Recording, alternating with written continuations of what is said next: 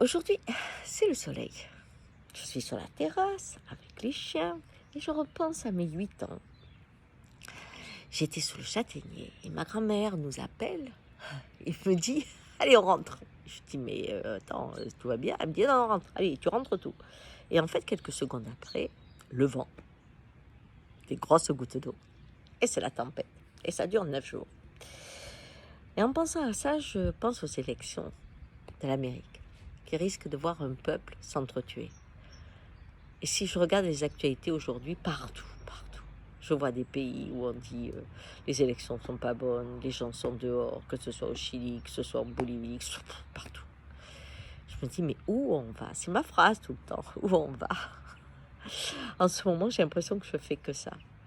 Et quand je revois Obama, son élection, je repense à moi sous le châtaignier. Mon Dieu, je me croyais en plein soleil.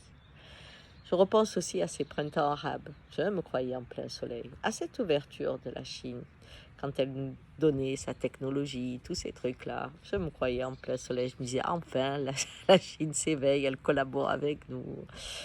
Ah, je me souviens quand le mur est tombé, je me croyais en plein soleil. Du sourire de Mandela qui me disait que notre beauté, c'est ce qui nous faisait le plus peur.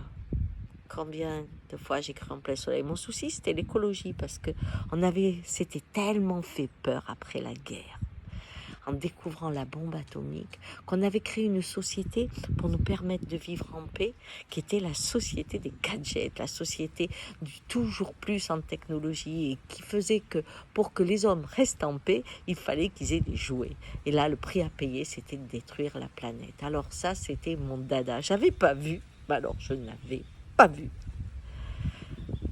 qu'au bout de quelques dizaines d'années, certains hommes avaient repris le chemin de posséder toujours plus, de reprendre les commandes de la richesse, et alors que la planète s'était enrichie, que beaucoup de gens vivaient bien, avaient retrouvé la voie de la santé, de la culture, de la justice, pas retrouvé, découvert la voie de la santé, de la justice, de la culture, eh bien, certains hommes ramenaient la pauvreté, l'illettrisme, et avec la violence, l'intégrisme, le racisme, la femme dominée, tout ce qui va avec. Toute cette pauvreté des êtres soumis, de ces riches qui font la guerre aux pauvres. Voilà, je ne l'ai pas vu arriver. Et aujourd'hui, ces coups de tonnerre, et l'élection qu'on va vivre aujourd'hui, ces coups de tonnerre, et ces pays qui s'enflamment, ces coups de tonnerre. Et ce printemps arabe est un printemps sanglanté, et le sourire de Mandela nous a quittés. Et la Chine fait peur. Et voilà. Et pourtant, il y a le Covid. Et voyez-vous, logiquement, avec ce qui nous arrive, avec l'orage, on devrait pouvoir aller en guerre. Et je me dis que ce qui nous sauvera peut-être, c'est le Covid. Parce que, eh bien, il est en train de changer la donne. Ce Covid réveille. D'abord, il fait prendre conscience que cette crise sanitaire, il y a un problème écologique.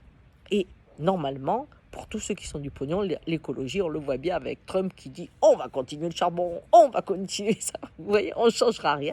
Ben là, le Covid, il est vraiment en train de réveiller les consciences là-dessus. Et puis, quelque part, avec cet isolement, cette obligation de faire un retour intérieur, comme quand il pleut, vous êtes obligé de rentrer à la maison, de parler, de jouer, de faire des choses comme ça, eh bien, peut-être qu'il immobilise une colère, une violence qui est constamment alimentée dans une propagande qui joue, et peut-être que ça permettra d'éveiller les consciences et de se dire, écoutez, on va peut-être prendre l'argent pour traverser la période sanitaire qui est en fait derrière une période de turbulence beaucoup plus grave.